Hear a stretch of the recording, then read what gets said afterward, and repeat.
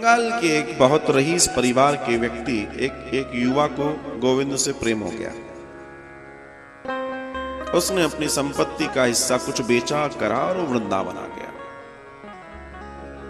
और उस व्यक्ति ने साधु संतों का सानिध्य लिया, धन की कमी थी नहीं। उसने एक मंदिर का निर्माण करवाया और जयपुर से मूर्ति बनकर आई थी।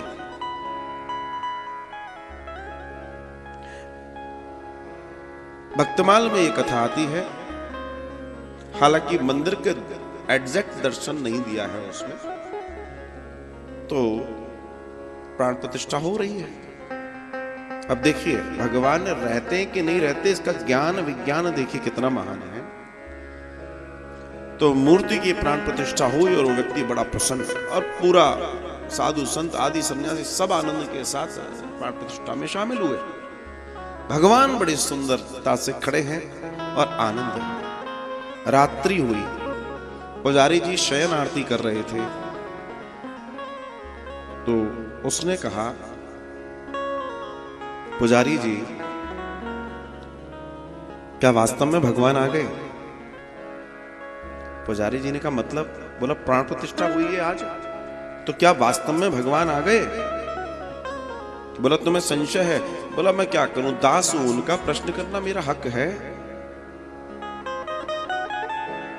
पुजारी जी कहते हैं प्राण प्रतिष्ठा हुई है, भगवान आ गए, संशय मत करो। बोला मैं चेक करना चाहता हूं। बोला आप कर लो।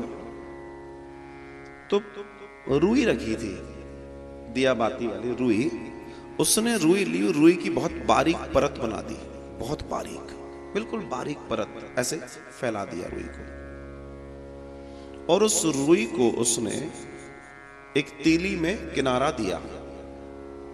और पुजारी से कहता है, पुजारी जी क्षमा कीजिएगा, आप अन्यथा मत लीजिएगा। गोविंद ने अगर मुझे प्रेरणा दी थी कि मंदिर बने और वो विराजे, और मुझे प्रेरणा दी, उन्होंने सब करवा दिया मुझसे, अब मैं भी तो चेक करूं कि उनकी प्रेरणा से जो हुआ अब वो हुआ है कि नहीं हुआ। बोले ठीक है। उस गाड़ी में उस रुई को जो बिल्कुल पतली कर दी है, महीन कर दी है, फैला दी है, उसको लेकर भगवान की नासिका के पास लगाई उसने, नाक के पास। और महाराज जब भगवान सांस लेते तो वो नाक से चिपकती, और जब छोड़ते तो वो दूर जाती।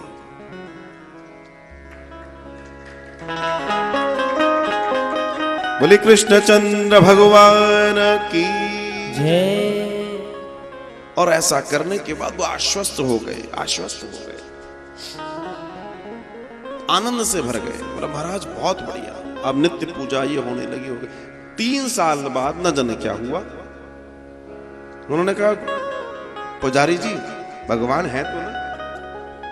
पुजारी जी ने कहा भैया बिल्कुल है, क्यों इतना कर रहे हो? नहीं नहीं, मुझे मालूम है कि भगवान चले भी जाते हैं। सर्दियों के दिन थे, जाड़ा था, तो भगवान को उस दिन मक्खन का भोग लग रहा था, मक्खन का लौंदा सर्दियों के दिन बर्तन में रखा था। बोला पुजारी जी आज भी मैं चाहता हूं कि एक बार देख लूं ठाकुर जी बैठे कि नहीं बैठे। बोला हो देख लो आप।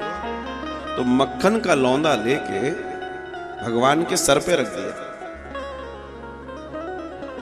तो सर पे जैसे ही रखने लगे तो वो कहते हैं पुजारी सर पे क्यों रख रहे हो? बोला पुजारी जी शरीर में सर गर्म होता है,